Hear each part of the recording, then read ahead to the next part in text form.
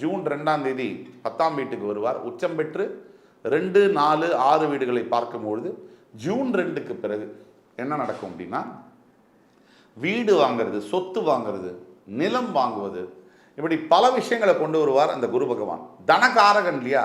உங்கள் தனஸ்தானத்தை பார்க்கும்போது இப்போதான் பல வருஷமாக சம்பாதிச்சேன், பைசா பெருசாக சேர்க்க முடியல, ஆனால் இந்த பராபவ ஆண்டில் பணம் நீங்கள் சேர்த்து வைக்கக்கூடிய அமைப்பை குரு பகவான் தருவார். துலாம் ராசிக்கு என்னமோ குரு ஒரு எதிரி, பயங்கரமான எதிரி. ஆனால் குரு பார்வை எந்த ராசிக்கும் எதிரி அல்ல. குரு உங்களுடைய 10ஆம் வீட்டில் உச்சம் பெறும்போது வேலை செய்கிற இடத்துல நிறைய டென்ஷன் இருக்கும்.